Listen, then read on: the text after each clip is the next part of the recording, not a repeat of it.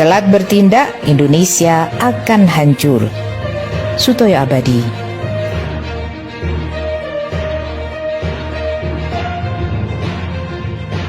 Presiden Jokowi sebagai presiden boneka sejak awal berkuasa, otaknya diduga telah teralienasi seperti linglung, bertindak hanya sesuai remote yang telah ditanam dalam otaknya. Sebagai kepala negara dan pemerintah, Jokowi tidak paham bahwa negara memiliki tujuan melindungi seluruh rakyat Indonesia, memajukan kesejahteraan umum, mencerdaskan kehidupan bangsa. Tidak menyadari juga Presiden memiliki tugas dan kewajiban menegakkan dan menjaga kedaulatan, serta mempertahankan keutuhan NKRI dan melindungi bangsa Indonesia. Sejak periode 2019 hingga 2024, bahkan dari tahun-tahun sebelumnya, Presiden gelar karpet merah bagi Cina. Terjadilah migrasi besar-besaran rakyat Cina ke Indonesia. Adalah petaka besar bagi negara ini kehancuran terjadi di semua aspek kehidupan negara. Presiden tidak menyadari petaka besar akan terjadi bahkan di akhir masa jabatannya tetap linglung. Pada Pilpres 2024 akan dimunculkan kembali boneka baru guna melanjutkan semua grand strategi Cina untuk menguasai Indonesia menjadi bagian dari RRC Raya. Tidak sadar setelah diserbu ribuan warga Tionghoa masuk dengan leluasa selama ini, RRC punya target akan mengirimkan kembali manusia Cina ke Indonesia. Hingga tahun 2029 bisa menjadi 100 juta orang.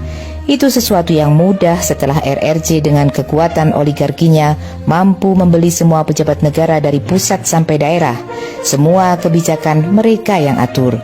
Pilpres 2029 sudah dalam skenario mereka. Boneka mereka kembali disetting agar kembali berkuasa untuk menguasai Indonesia. Dalam hitungan taktis, selama pemerintahan boneka periode ini jumlah manusia Cina di Indonesia diperkirakan bisa mencapai 200 juta lebih. Pada Pilpres 2034 berkat undang-undang yang sudah diamandemen, Presiden tidak harus orang asli pribumi. Maka saat itu harus bisa tampil capres yang full secara fisik dan mental, jiwa raga adalah ras Cina. Mereka akan menang dengan mudah bahkan jika pemilu dilaksanakan secara jurdil pun, karena jumlah mereka sudah mencukupi untuk memenangkan Pilpres.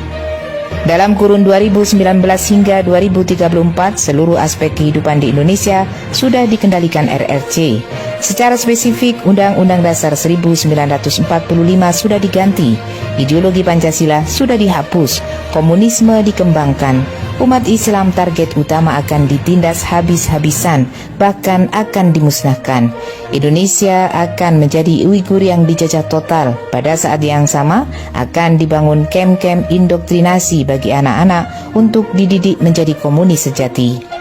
Tahun 2034 Indonesia benar-benar tamat sebagaimana digambarkan dalam novel techno thriller berjudul Ghost Fleet. Cengkraman mereka sudah cukup kuat dengan jebakan hutang untuk infrastruktur yang gila-gilaan. Apalagi jika proyek pemindahan ibu kota jadi dilakukan, ditambah jumlah tentara di sini melebihi jumlah TNI maupun Polri.